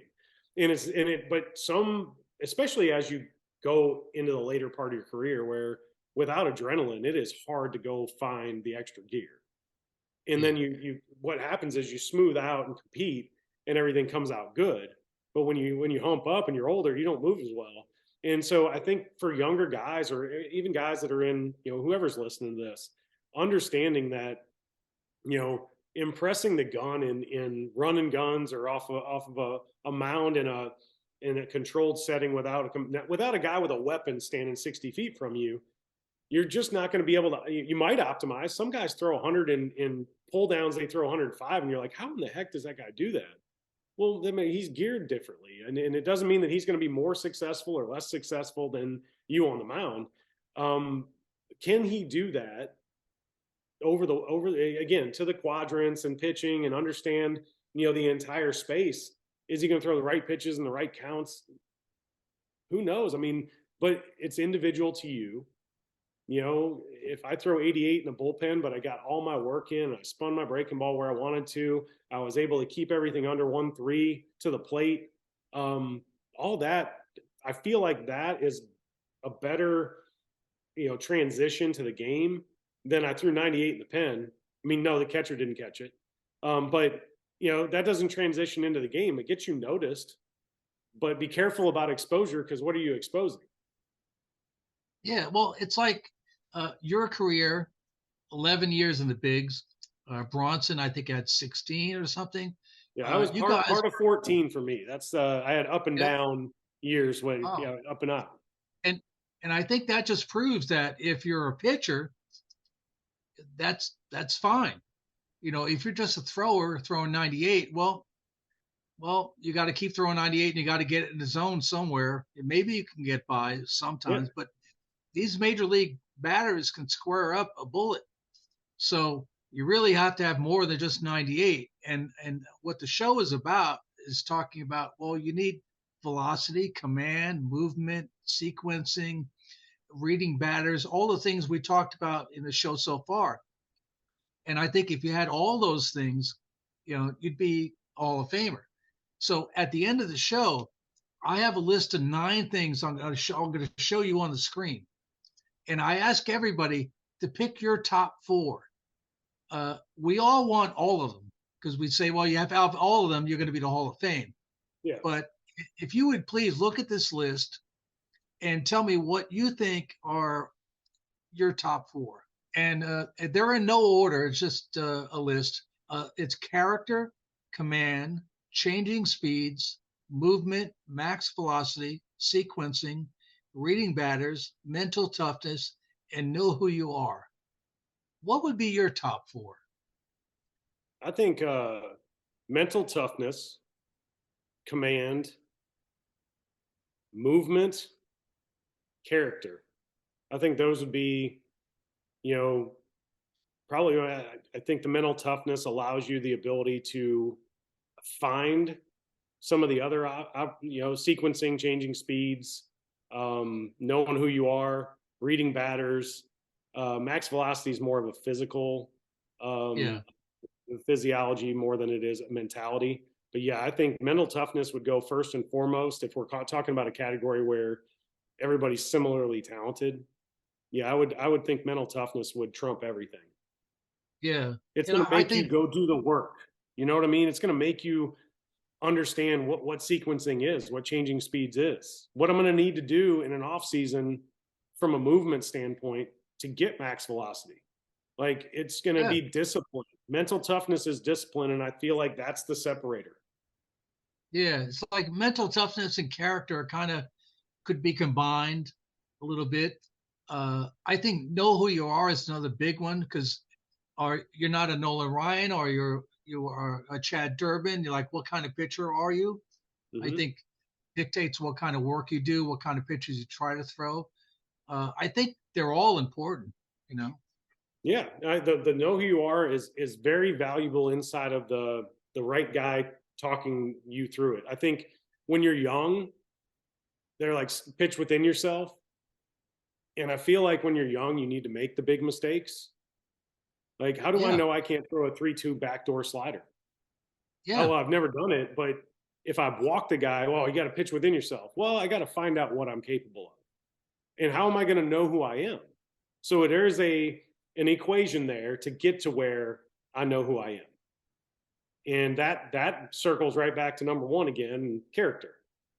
Like, yeah, are you willing to fail, and are you willing to post back up after failure? Because I think I'm like Ferris Bueller. I got sent down 9 times, or asked to leave an organization in some form or fashion. Whether it's waivers or whatever, 9 times. And I think you're frustrated and sad, and you feel like you disappointed people and everything. But if you really, I was a 3-hour drive from Omaha to Kansas City, or vice versa, Kansas City to Omaha, 2 different drives, mind you. when you're driving one way and the other way, they're two different drives. One's happy, one's not so happy. But your ability to be honest with yourself, know who you are, the character to be able to show up like the moment that you get there instead of waiting the 72 hours. Um, Evaluating why you're going to AAA. Why did I get let go? Why wasn't I good enough to be on that roster? What do I need to do to get better? And and being honest with yourself. It was not fun, to I don't want to look. We didn't have my cell phone. I had one, but it was like a Nokia brick. It wasn't like we were exchanging texts or anything. And I didn't want to Yeah. answer it. I don't want to talk to my mom. I don't want to talk to my dad. I don't want to. All I want to do is just post back up and get better and not deal with all the BS. It's hard nowadays. Social media, and I mean immediate access and instant gratification and all those key terms. What you don't get to do is kind of you have the solitude of process. And that 3 hour drive and in the drive home in 2 seasons and all that stuff, I utilized them, to kind of have, a monologue with myself. Like what, I want to be really good. Like good is the enemy of great kind of, mantra in my head.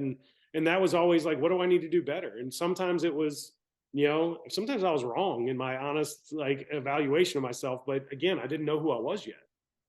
So I guess you're always seeking out the best self that you could possibly be. And mentors are important. Surrounding yourself with the right people that are like-minded is Yeah. enormously important.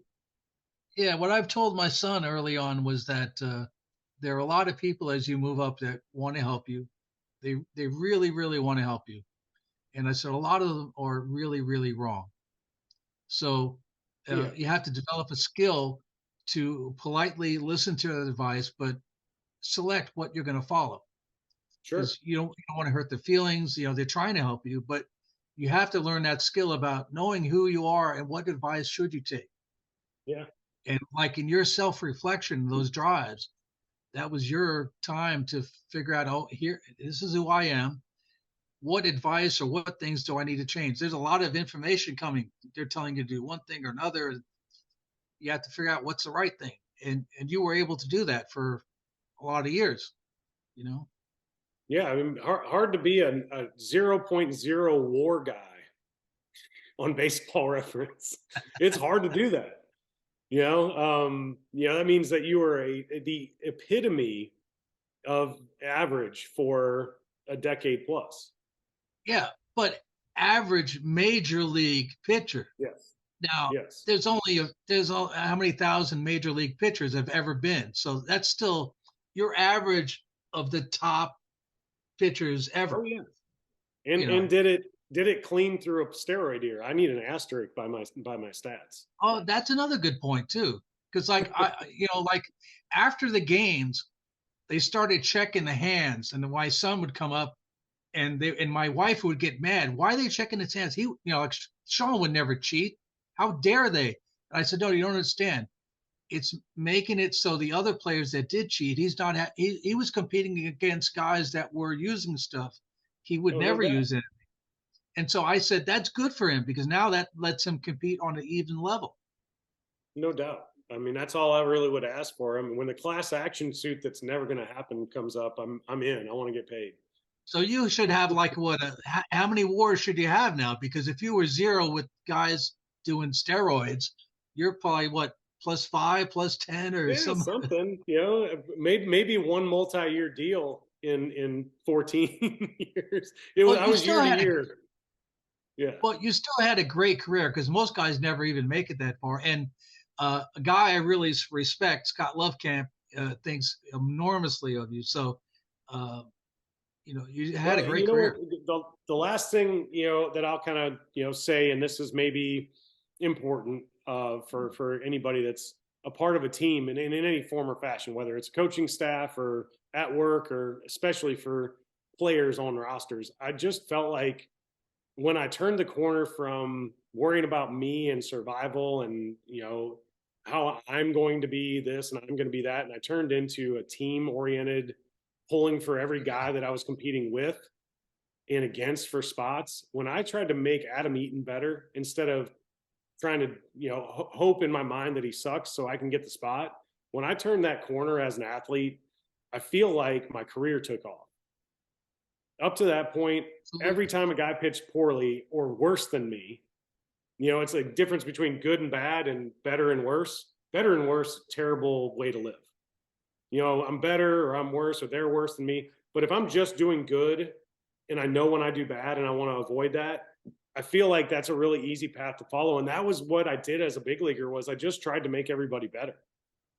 And that stretch of time for me was so simple, rather than trying to juggle all the thoughts in my head of survival. And it was a clean path, and it allowed for failure and success to exist pretty cleanly. That's great advice. I had heard that from other people too, like Bronson Arroyo was saying that. My son had talked about that as well. Dan Hefner had put it a good way. He was saying that, well, when you're pulling for your teammates and you're complimenting them on their success and cheering them on, he says you're imprinting success in your mind because you're thinking success. When you tell them great pitch, all right, you're thinking also in your mind, here's a great pitch. So it's kind of like it's a culture thing. And I see that with guys that are successful, they're thinking like you are. They're a team guy. They're pulling, everybody's pulling for each other. Definitely. That was the culture on all the teams that won. 06 and 07 with the Tigers. Those are winning teams. 8, 9, and 10 with Philly. I would say 12 with the Braves for sure. All of those were years where everybody's pulling the same direction. And the guys that weren't, they found themselves on the outside of everything pretty quick, because you weren't adding value. And if you're not adding value, then there's some negative form of that exists. Yeah, that's great advice. Hey, Chad, thanks for coming on. I know we had a little trouble scheduling, and I've been really looking forward to this episode for like 2 weeks already. Oh, this was fun, man. I enjoy the heck out of it. And, there's all kinds of other stuff as it pops up. If you want to have me again, let's knock it out again. Thank you for having me. I'd love to. Thanks again. Talk to you soon. Right. Yep. Don't forget to hit subscribe to get notified when new episodes are released. Pitching Command Show, brought to you by Command Trakker, the smart target that MLB and D1 teams rely upon to measure and train command. Many throw hard, but few command.